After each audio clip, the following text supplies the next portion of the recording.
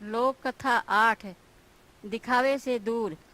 एक दिन एक सेठ ने सोचा, सब कबीरदास जी की बड़ी चर्चा करते हैं, मैं भी कल उनके प्रवचन सुनने जाऊंगा। देखूं तो सही ऐसी क्या विशेष बात है उनमें कि सब उनकी प्रशंसा करते हैं।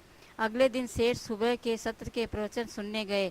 प्रवचन सुनते ही समय सेठ जी का ध्यान कबीरदास जी के अनमोल वचन पर गया।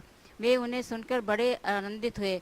उन्हें भी लगने लगा कि कुछ तो विशेष बात है इसमें। परंतु तभी उनका ध्यान कबीरदास जी के पहने हुए उनके खद्दर के कुर्ते पर गया। उन्हें लगा, इतने ऊंचे स्तर के संत और ऐसा निम्न स्तर का वस्त्र। उन्होंने सोचा, कल इसके लिए मखमल का कुर्ता लेकर आऊँगा। अगले दिन एक अत्यंत सुंदर मखमल को कुर्ता लेकर आ गए और कबीरदास जी के समक्ष रखकर उसे पहनने का अनुरोध करने लगे।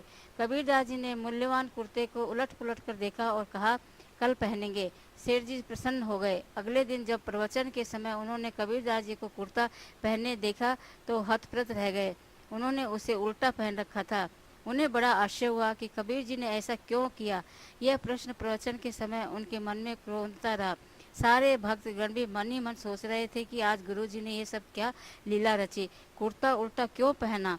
प्रवचन समाप्त हुआ। कबीरदास जी की दृष्टि सेठ जी पर पड़ी। उसकी आंखों में से जो प्रश्न था उसे देखकर कबीरदास जी बोले, अरे हाँ सुनो, मैं तो बताना ही भूल गया कि यह मूल्यवान कुर्ता मुझे इस सेठ जी ने दिया था कल, इसलिए आज इसे पहनकर प्रवचन कर रहा था और सबसे पूछ बैठे कैसा है। सेठ जी लपक से बोल पड़े, आपने तो कुर्ते को उल्टा पहन रखा है। कबीरदास जी मुस्कुराए और बोले, अरे मैं तो साधारण सा बुनकर इतना महंगा कुर्ता शायद ही कभी मोल ले पाऊंगा, इसलिए सोचा इसके मखमली भाग का सुख शरीर की चमड़ी को ले लेने दूं। मखमल का ऊपरी भाग मुलायम होता है। मैंने सोचा लोग देखकर क्या करेंगे, कम से कम शरीर को कुछ क्षणों के लिए सुख मिल जाएगा।